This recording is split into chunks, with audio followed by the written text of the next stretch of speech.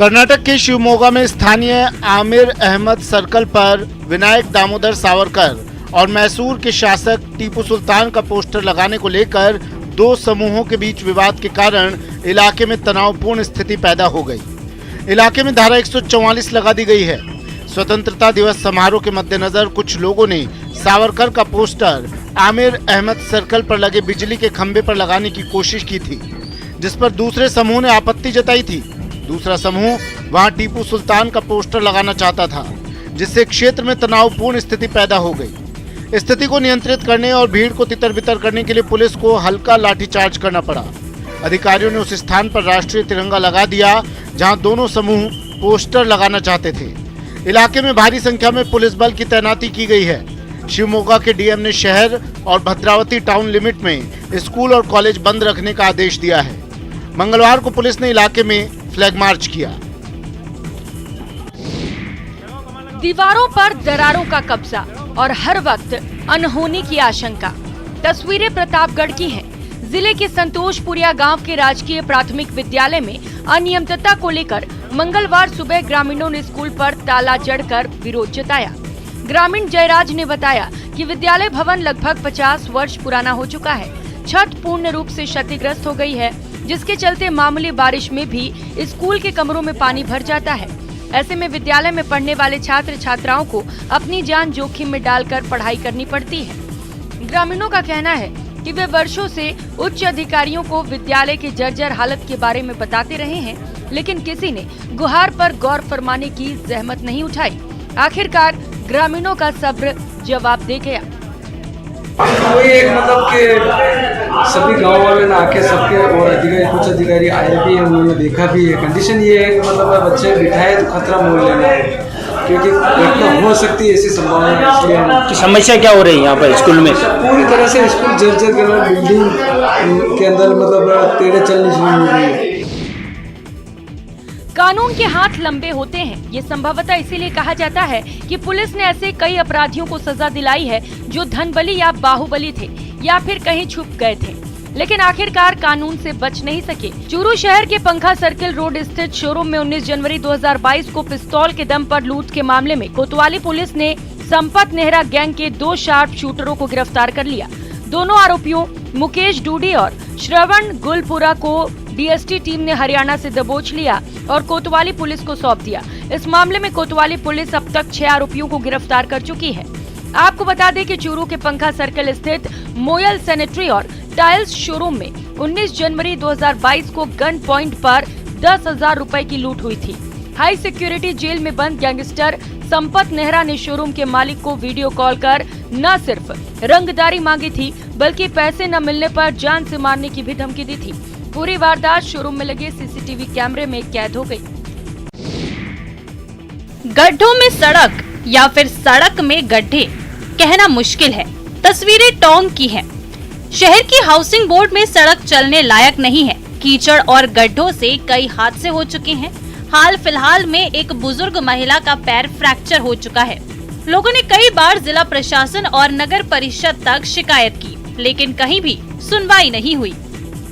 टोंक जिला मुख्यालय पर हम खड़े हैं और इस वक्त दिखा रहे हैं यहाँ के सड़कों के हालात आपको दिखाना चाहेंगे। और सबसे पहले मैं सड़क आपको दिखा दूं, जो टूटी हुई सड़क है। उसके बाद में लोगों से बात करने की कोशिश करेंगे। ये हालात है जिला मुख्यालय की सड़क का। कुछ लोग हमारे साथ हैं, उनसे बात करने की कोशिश करते हैं। किस तरह के हालात है, क्या समस्या आपको लगातार यहाँ आ रही है? पिछले 2 महीने से जब बारिश का दौर चालू हुआ, तब से यहाँ से का जीवन नारकीय हो रहा है। न निकला जा रहा है, न अंदर आया जा रहा है। मकानों के अंदर स्थितियाँ ये है कि आदमी गिर जाते हैं बारिश के अंदर। जगह जगह बारिश के गड्ढे हो रखे हैं। कलेक्टर साहब से भी मिले थे हम, लेकिन आश्वासन नहीं मिला है, लेकिन अभी तक काम पूरा नहीं हुआ। सीवरेज लाइन की ये हालत है। आयुक्त से भी मिले, सीवरेज की ये हालत, जगह जगह बदबू मार रही है। हर सांप भले ही विषधर नहीं होता हो, लेकिन उसे देखकर एक सिहरन तो दौड़ ही जाती है। तस्वीरें कोटा की है। शहर के शिवपुरा इलाके के एक मकान में अजगर घुसा और कमरे में जाकर आराम से बैठ गया। परिवार के एक सदस्य की नजर जब अजगर पर पड़ी तो उसकी चीख निकल गई। अजगर को देखकर परिवार के लोग दहशत में आ गए और तुरंत स्नेक कैचर गोविंद शर्मा को सूचना दी। गोविंद ने मौके पर पहुंचकर आधे घंटे में अजगर का रेस्क्यू किया और सुरक्षित उसे जंगल में छोड़ दिया। परिजनों के मुताबिक रात को अजगर मकान में आया, कूलर की जगह से होता हुआ डबल बेड पर चढ़कर खिड़की के सहारे टांड तक पहुंच गया। उसके टांड पर जाकर बैठने का परिवार के लोगों को पता नहीं लगा। परिवार के सदस्य सुबह 7 बजे जब टांड से सामान उतारने लगे तो उनकी नजर अजगर पर पड़ी। परिवार के सभी सदस्य डर के मारे कमरे से बाहर निकल आए। स्नेक कैचर ने मौके पर पहुंचकर आधे घंटे की मशक्कत के बाद अजगर का रेस्क्यू किया। बीच सड़क पर मुंह फुलाए बैठा विशालकाय मगरमच्छ, लेकिन इसे पुतला समझने की भूल मत करिए। मगरमच्छ की यही तो फितरत होती है। सामने से मुर्दा दिखता है, लेकिन नजदीक जाते ही उसका एक झपट्टा और सामने वाले का खेल खत्म। तस्वीरें उदयपुर की हैं। उदयपुर के नजदीक स्थित भूताला गांव में सोमवार देर रात लोगों में उस वक्त अच्छी खासी अफरा तफरी मच गई जब गांव की रिहायशी बस्ती के समीप अचानक एक मगरमच्छ आ धमका। लोगों ने जब सड़क के बीच में मगरमच्छ को देखा तो ग्रामीणों में दहशत फैल गई। खबर आग की तरह पूरे गांव में फैल गई। बड़ी तादाद में लोगों की भीड़ मौके पर जमा हो गई। इसके बाद उसकी सूचना उदयपुर के रेस्क्यू टीम को दी गई। रेस्क्यू टीम उदयपुर पहुंची और मगरमच्छ का रेस्क्यू कर उसे दोबारा नजदीक के ही एक तालाब में छोड़ दिया। अनुमान लगाया जा रहा है कि भूताला के तालाब से ही ये मगरमच्छ नजदीक के गांव में आया होगा। देश के अधिकांश राज्यों में दक्षिणी पश्चिमी मानसून एक्टिव बना हुआ है। नतीजा कई राज्यों में भारी बारिश का दौर जारी है। मौसम विभाग ने कहा है कि आजकल में मध्य प्रदेश, राजस्थान, गुजरात, कोंकण और गोवा में हल्की से मध्यम बारिश के साथ ही कुछ स्थानों पर भारी बारिश हो सकती है। आपकी टीवी स्क्रीन पर नजर आ रही तस्वीरें गुजरात की हैं, जहां पर भारी बारिश का दौर जारी है। यहां पर अरवली में मूसलाधार बारिश हो रही है। सुनोक वांसेरा में 1.5 घंटे में 5 इंच बारिश हुई। वहीं हाथमती, बुढ़ेल और इंद्रासी नदी में बाढ़ के हालात बन गए हैं। नदी के किनारे बसे करीब 20 गाँव में अलर्ट जारी किया गया है। भारी बारिश के कारण मोडासा शामलाजी हाईवे पर पानी भर गया है। साथ ही शामलाजी नेशनल हाईवे पर चट्टान गिरने से वाहनों की आवाजाही रुक गई है। इससे करीब 20 किलोमीटर तक लंबा जाम लग गया। उधर सूरत के सनिया हिमात इलाके में भी बाढ़ के हालात बने हुए हैं। यहाँ पर तेज बारिश के कारण एक मंदिर में पानी भर गया, कई घरों में पानी घुस गया। साथ ही इलाके में करीब 5 फीट तक पानी भरा हुआ है।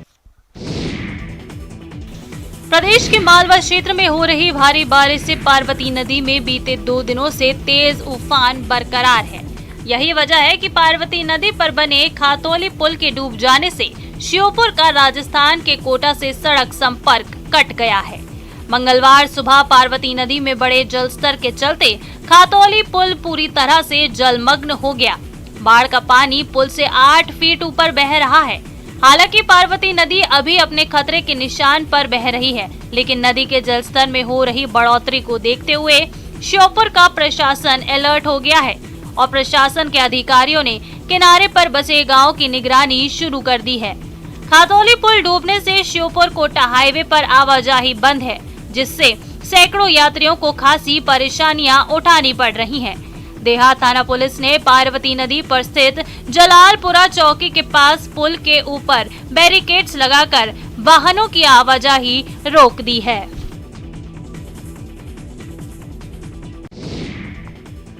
सब कुछ लीलने पर आमादा नदी और सैलाब में फंसी 2 जिंदगियां। तस्वीरें जम्मू के कठुआ की हैं। भारतीय वायुसेना के जांबाजों ने सोमवार शाम कठुआ जिले की ऊझ नदी में फंसे 2 लोगों को सुरक्षित बचा लिया। मिली जानकारी के मुताबिक ऊझ नदी में दर्जनों जानवरों के साथ 2 व्यक्तियों के फंसे होने की सूचना मिली थी, जिसके बाद वायुसेना और जिला प्रशासन ने बचाव अभियान शुरू किया। नदी का जलस्तर बढ़ता जा रहा था। जीवन की उम्मीद दम तोड़ती जा रही थी। लिहाजा प्रशासन ने वायुसेना के हेलीकॉप्टर को इस कार्य में लगाया, जिसके जरिए तेजी से बचाव अभियान चलाया गया। जांबाजों ने संसाधन का उपयोग किया और मौत के मुंह से 2 जिंदगियां बाहर खींच लाए, लेकिन अफसोस बेजुबान नहीं बचाए जा सके। जानवर बाढ़ के पानी में बह गए। छत्तीसगढ़ के जशपुर में रजपुरी जलप्रपात की खूबसूरती इन दिनों पर्यटकों को लुभा रही है। सैलानी जलप्रपात के चारों तरफ पहाड़ी, घने जंगल और हरियाली का लुत्फ उठाने के लिए पहुंच रहे हैं। घने जंगलों और हरियाली के बीच रजपुरी जलप्रपात की सैर करने के लिए रोज सैकड़ों की संख्या में पर्यटक पहुंच रहे हैं। 100 फीट की ऊंचाई से गिर रही जलधारा मनमोहक दृश्य पेश करती है। सर्दी और गर्मी के महीनों में जलप्रपात का पानी एकदम दूध की तरह सफेद हो जाता है। रजपुरी जलप्रपात के पास वॉच टावर और प्राचीन शिव मंदिर है। सैलानी जलधारा को देखने के साथ ही मंदिर में भगवान शिव की पूजा आराधना भी कर सकते हैं।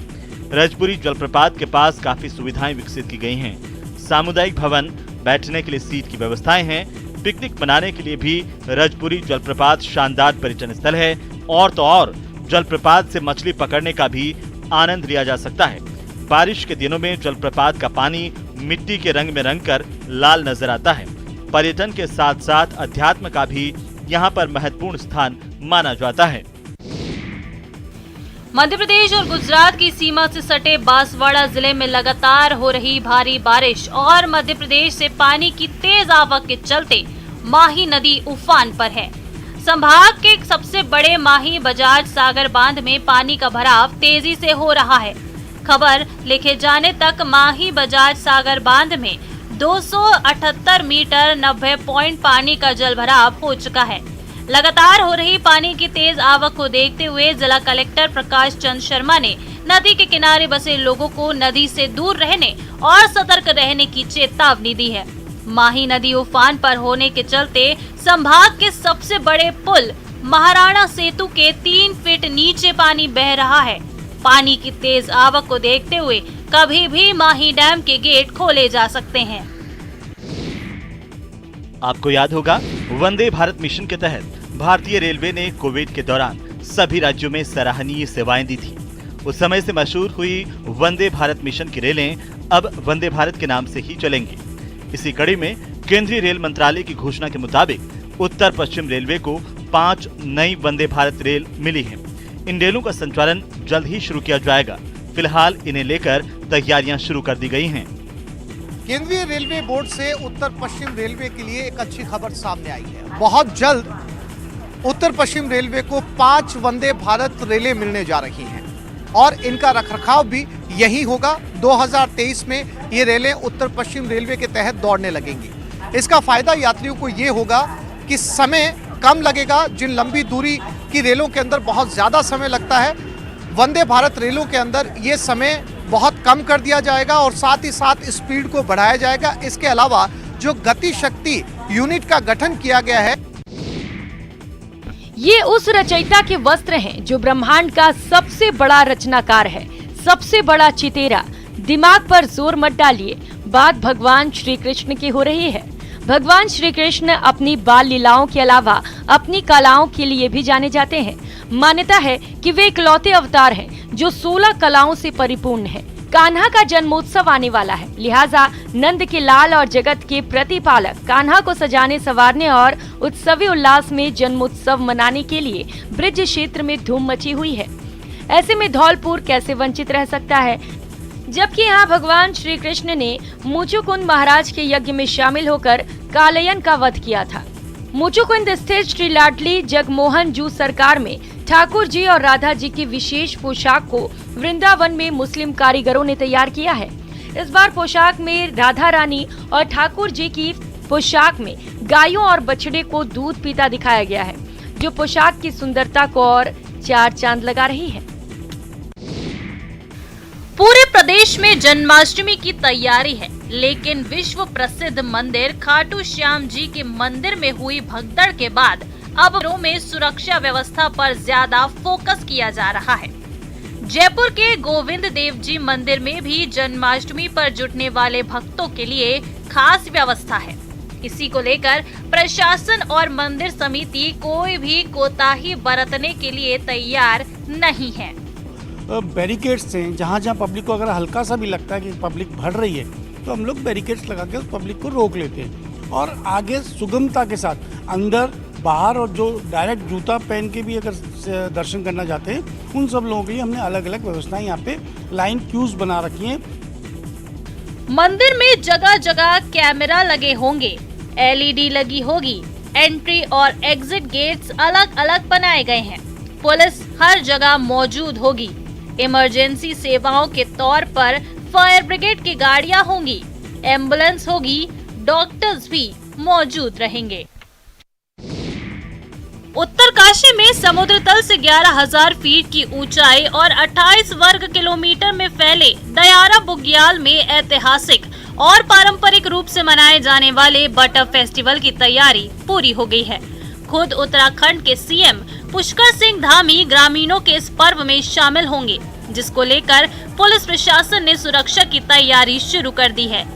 इस पर्व पर स्थानीय ग्रामीण और देश विदेश से आने वाले पर्यटक मखमली घास में खिले रंग बिरंगे फूलों की महक के बीच दूध मक्खन की होली खेलते नजर आएंगे। सैकड़ों पर्यटक भी मक्खन की होली का लुत्फ उठाएंगे। ट्रैकिंग का स्वर्ग कहा जाने वाला दयारा बुग्याल उत्तरकाशी जिला मुख्यालय से 50 किलोमीटर की दूरी पर स्थित है। हिमाचल प्रदेश में खराब मौसम लोगों की जान पर भारी पड़ रहा है। किन्नौर में किन्नर कैलाश यात्रा पर गए 100 से अधिक श्रद्धालुओं की जान उस वक्त हलक में अटक गई। राहत की बात तो ये रही कि उन सभी का रेस्क्यू कर लिया गया। किन्नौर पुलिस की टीम ने श्रद्धालुओं का रेस्क्यू किया। रेस्क्यू ऑपरेशन के कुछ वीडियो भी सामने आए हैं, जिनमें देखा जा सकता है कि कैसे श्रद्धालुओं का रेस्क्यू किया जा रहा है। दरअसल हिमाचल में पिछले कुछ घंटों में भारी बारिश हुई। किन्नौर जिले में किन्नर कैलाश यात्रा के रास्ते में आने वाली खड्ड का जल स्तर बढ़ गया था। आधिकारिक तौर पर किन्नर कैलाश यात्रा 1 अगस्त से 15 अगस्त तक आयोजित की जा रही है। यहाँ बड़ी संख्या में किन्नर कैलाश के लिए श्रद्धालु जाते हैं। अमरनाथ यात्रा की तरह ही इस यात्रा को भी प्रशासन आयोजित करता है। पुलिस के अनुसार लगातार भारी बारिश की वजह से फिलहाल भरमौर की तरफ यात्रा करना सुरक्षित नहीं है। इसी के साथ ही अब फिलहाल 20 मिनट में 20 खबरों में इतना ही। नमस्कार।